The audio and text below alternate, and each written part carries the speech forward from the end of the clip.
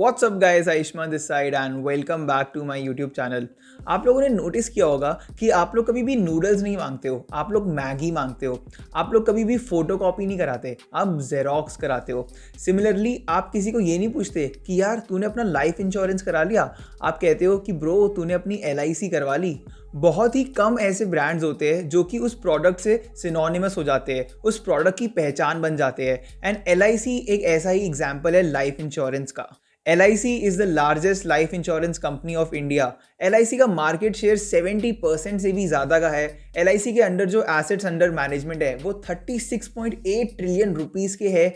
ये amount India की GDP का 19% रिप्रेजेंट करता है। एंड LIC के 11 लाख से भी ज़्यादा एजेंट्स मौजूद है। But you will be shock to know कि इतने बड़े बेहिमत की शुरुआत सिर्फ 5 करोड़ रुपए से हुई थी 1956 में, जब गवर्नमेंट ऑफ इंडिया ने 245 प्राइवेट इंश्योरेंस को मर्ज करके एक single life insurance corporation LIC की शुरुआत करी। एंड 1956 से लेके 2001 तक इंडिया का जो इंश्योरेंस सेक्टर था वो नेशनलाइज था। नेशनलाइज का मतलब कि कोई भी प्राइवेट प्लेयर इंश्योरेंस सेक्टर में एग्जिस्ट नहीं कर सकता, कोई भी प्राइवेट इंश्योरेंस कंपनी नहीं हो सकती। बट 2001 में गवर्नमेंट ने इंश्योरेंस सेक्टर को भी प्राइवेटाइज कर दिया। इसका मतलब अब प्राइवेट प्लेयर्स भी अपनी इंश्योरेंस कंपनी स्टार्ट कर सकते थे इंडिया में। एंड इवन दो 2001 तक तो LIC की पूरी मोनोपोली थी, 100% मार्केट उनका था, क्योंकि ऑब्वियसली सिर्फ वही एक इंश्योरेंस कंपनी थी इंडिया में। 2001 के बाद से बहुत सारे प्राइवेट प्लेयर्स जैसे कि HDFC, ICICI, max life insurance, SBI life, बहुत सारे प्लेयर्स आए हैं जिन्होंने LIC के इस मार्केट शेयर को कम किया है। But the interesting thing over here is that even after 20 years of this privatization, LIC still has a monopoly in the Indian life insurance market. As of financial year 21, LIC has a market share of 64.1% in terms of premium, 74.6% in terms of number of individual policies issued and 81.1% in terms of number of group policies issued. लेकिन LIC ने privatisation के बाद भी इतना बड़ा and strong market share कैसे command किया? Historically हमने देखा है कि जब भी किसी इंडस्ट्री की प्राइवेटाइजेशन होती है तो जो प्राइवेट प्लेयर्स है वो एक बहुत बड़ा मार्केट शेयर कैप्चर कर लेते हैं एंड जो गवर्नमेंट या जो पब्लिक कंपनीज होती है वो बहुत छोटी बन जाती है। अगर हम टेलीकॉम सेक्टर में BSNL का एग्जाम्पल ले, या फिर अगर हम PSU बैंक जो पब्लिक सेक्टर है बैंक से उनका एग्जाम्पल ले, प्राइवेटाइजेशन के बाद इनका मार्केट शेयर बहुत कम हो गया एंड प्राइवेट कंपनीज ने एक बड़ा मार्केट शेयर कैप्चर कर लिया। लेकिन LIC ने ऐसा नहीं होने दिया। LIC एक मोनोपोली बना रहा। ऐसा कैसे? LIC के मैनेजमेंट एंड गवर्नमेंट ने इसके लिए 3 मेन स्ट्रैटेजीज यूज करी। पहला, a very strong distribution network. LIC के पास टोटल 11 लाख एजेंट्स है। 11 लाख, ये एक बहुत ही बड़ा नंबर है। एंड इन एजेंट्स का सिर्फ एक ही काम है, डोर टू डोर जाके LIC की पॉलिसीज बेचना। एंड सिर्फ इतने सारे एजेंट्स होना इंपॉर्टेंट नहीं है, इट्स इवन मोर इंपॉर्टेंट कि आप उन एजेंट्स को किस तरीके से पे करते हो कि वो इंसेंटिवाइज हो और अच्छा काम करने के लिए। और इसीलिए LIC अपने इन एजेंट्स को सैलरी बेसिस पे नहीं रखता, उनकी कोई फिक्स्ड इनकम नहीं होती, बल्कि वो उन्हें कमीशन पे करता है for every policy that they sell. And ये कमीशन बहुत ही ज़्यादा हाई होता है क्योंकि LIC एजेंट्स को पता होता है कि उनकी ऐसी कोई फिक्स सैलरी या इनकम नहीं है, उन्हें उतना ही पे मिलेगा जितनी वो पॉलिसीज बेचेंगे। इसीलिए वो काफ़ी अच्छा और इफेक्टिव काम करते हैं। दूसरी इंपॉर्टेंट स्ट्रैटेजी है LIC की स्ट्रॉन्ग मार्केटिंग एंड ब्रांडिंग। जितनी भी गवर्नमेंट कंपनीज होती है, एटलीस्ट मैंने देखा है कि उनका जो ब्रांडिंग एंड मार्केटिंग करने का तरीका है, एडवर्टाइजिंग करने का, लोगों तक पहुंचने का, वो इतना ज़्यादा इफेक्टिव नहीं होता। लेकिन LIC की जो डे 1 से ब्रांडिंग एंड मार्केटिंग टैक्टिक्स रही है वो बहुत ज़्यादा इफेक्टिव रही है, स्पेशली इंडियन कंज्यूमर्स तक पहुंचने में। LIC के एड्स हम सबने देखे हैं एंड उन एड्स में एक पर्सनल कनेक्ट होता है, एक इमोशन इन्वॉल्व होता है जो इमोशनल अपील करता है कस्टमर्स को, जिंदगी के साथ भी जिंदगी के बाद भी। इस लाइन में ही एक बहुत स्ट्रॉन्ग इमोशनल अपील है।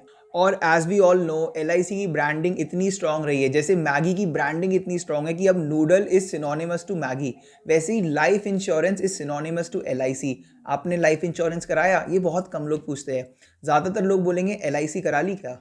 And thirdly, and I guess most importantly, LIC has been identified by IRDAI as a domestic systematically important insurer. इसका मतलब है कि कल को अगर LIC के साथ कुछ भी खराब या बुरा होता है, उनके पास पैसे खत्म होने लगते हैं, तो गवर्नमेंट स्टेप इन करेगी LIC को सेव करने के लिए, बचाने के लिए। तो इसका मतलब ये है कि आपका पैसा बेसिकली LIC के पास 100% सेफ है, गवर्नमेंट एश्योर्ड है एक तरीके से। लेकिन अगर हम प्राइवेट इंश्योरेंस कंपनीज की बात करें, अगर उनके साथ कुछ होता है तो गवर्नमेंट ऐसा कुछ स्टेप इन करना मैंडेटरी मैंडेटरी नहीं है, वो पैसा फिर भी आपका थोड़ा रिस्क पे है। एंड गाइज यहाँ पे मैं ये भी कहना चाहता हूँ कि मैं इस चैनल पे हर हफ्ते ही stock market, personal finance, crypto currency, investing, इन सब टॉपिक्स पे वीडियोस डालता रहता हूँ। तो अगर आपने अभी तक इस चैनल पे सब्सक्राइब नहीं किया है तो सब्सक्राइब का बटन दबाना बिल्कुल मत भूलना। सो मूविंग ऑन, अब जानते हैं कि आप जब LIC को अपना पैसा देते हो, अपना प्रीमियम पे करते हो, तो LIC उस पैसे के साथ करता क्या है। Well, if you are thinking कि LIC सिंपली उस पैसे को सेव करता है, किसी सेविंग अकाउंट में डालता है या फिर कैश में किसी तिजोरी में रखता है, देन यू आर रॉन्ग। आप जितना भी पैसा LIC को देते हो, LIC उसको आगे जाके इन्वेस्ट करता है। एंड ये जितना भी पैसा है जो LIC के पास है, जिसको वो इन्वेस्ट करता है या बेसिकली मैनेज करता है, उसको हम लोग LIC का एसेट अंडर मैनेजमेंट कहते हैं। बेसिकली कितना पैसा है जो कि LIC मैनेज कर रहा है। And this same term is use for any other insurance company also, या फिर किसी म्यूचुअल फंड कंपनी के लिए भी, कि वो म्यूचुअल फंड कंपनी कितना पैसा टोटल मैनेज कर रही है, इन्वेस्ट कर रही है, या कोई और इंश्योरेंस कंपनी टोटल कितना पैसा मैनेज कर रही है। इसको हम लोग उनका एसेट अंडर मैनेजमेंट AUM कहते हैं। And now I want you to guess कि इंडिया का सबसे बड़ा एसेट मैनेजर कौन है, मतलब किस कंपनी या इंस्टीट्यूट के अंदर सबसे ज्यादा एसेट्स अंडर मैनेजमेंट है। अगर आप सोच रहे हो कोई बहुत बड़ा म्यूचुअल फंड हाउस जैसे एक्सिस बैंक या फिर UTI या फिर कोई बहुत बड़ा बैंक, then you are wrong. India का सबसे बड़ा एसेट मैनेजर LIC खुद है। LIC manages and invest assets worth 39.56 trillion rupees, and ये अमाउंट इंडिया की GDP का 19%, ऑलमोस्ट 1/5 रिप्रेजेंट करता है। इतना ज्यादा पैसा मैनेज एंड इन्वेस्ट करता है LIC। एंड LIC का ये जो AUM है, ये इंडिया के बाकी सारे प्राइवेट लाइफ इंश्योरेंस कंपनीज के AUM के कंबाइंड से भी 3.3 टाइम्स ज्यादा है। इतना ज्यादा AUM। और अगर आप इंडिया के सारे म्यूचुअल फंड्स को, पूरी म्यूचुअल फंड इंडस्ट्री का AUM निकालोगे तो उससे 10% ज्यादा है LIC का AUM, यानी कि 1.1 times the size of entire mutual funds industry of India. इससे हमें पता चलता है कि LIC कितना बड़ा बेहेमथ है इंडिया में, कितना ज्यादा पैसा LIC alone invest and manage करता है। एंड अब अगर हम LIC के इन्वेस्टमेंट्स की बात करें तो एज ऑफ सितंबर 2021 37.5% LIC की जो इन्वेस्टमेंट है वो सेंट्रल गवर्नमेंट सिक्योरिटीज में है, 24.78% इक्विटीज यानी कि स्टॉक मार्केट में है, 24.61% स्टेट गवर्नमेंट सिक्योरिटीज में है, एंड लगभग 8.07% कॉर्पोरेट बॉन्ड्स में इन्वेस्टेड है। इसका मतलब LIC का जो मेजॉरिटी इन्वेस्टमेंट है वो डेट में है, यानी कि ज़्यादा सेफर एसेट में है। एंड अगर हम इक्विटी इन्वेस्टमेंट की बात भी करें तो उसमें 90% से ज़्यादा पैसा BSE एंड NSE के टॉप 200 स्टॉक्स में है, तो मतलब रिलेटिवली सेफर स्टॉक्स में है। सो ये सब तो हो गई LIC की अच्छी अच्छी बातें, बट डेफिनेटली कोई भी कंपनी, कोई भी स्टार्टअप क्यों ना हो, उनके जितने भी प्रोज क्यों ना हो, उनके कुछ ना कुछ कॉन्स, उनकी कुछ ना कुछ वीकनेसेस भी होते हैं। एंड LIC के भी ऐसे कुछ इंपॉर्टेंट वीकनेसेस है जो कि जानने बहुत इंपॉर्टेंट है। First weakness is LIC is dropping market share. 2001 तक तो ऑब्वियसली LIC के पास पूरा 100% मार्केट शेयर था, बट तब से लेके अगर हम 2022 तक की बात करें, इवन दो LIC के पास अभी भी एक मोनोपोली है, बहुत ही बड़ी मोनोपोली है, बट फिर भी LIC का मार्केट शेयर लगातार पिछले काफी सालों से गिरता जा रहा है, तो ये एक वीकनेस है। Second weakness is LIC's offline dependency.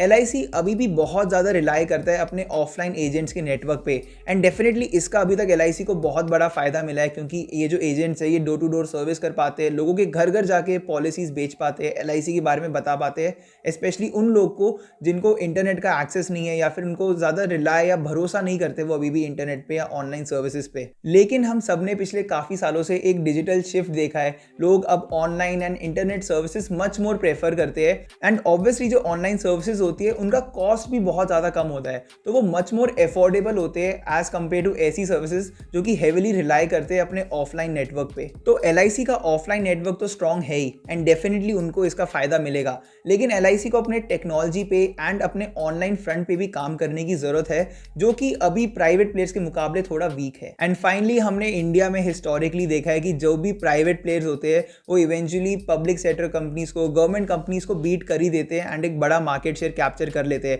अपने सर्विसेज के कारण, अपने कस्टमर सपोर्ट के कारण एंड अपने लोअर प्राइसेस के कारण।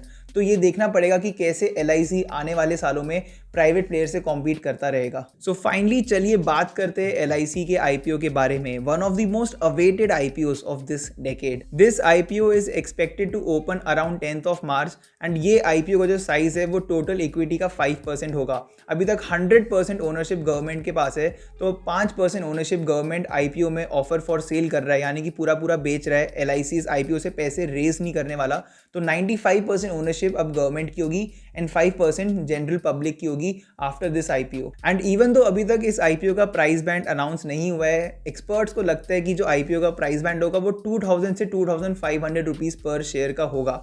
एंड जो इशू साइज है एलआईसी के आईपीओ का वो एक्सपेक्ट किया जा रहा है 60,000 करोड़ से 70,000 करोड़ के बीच का होगा।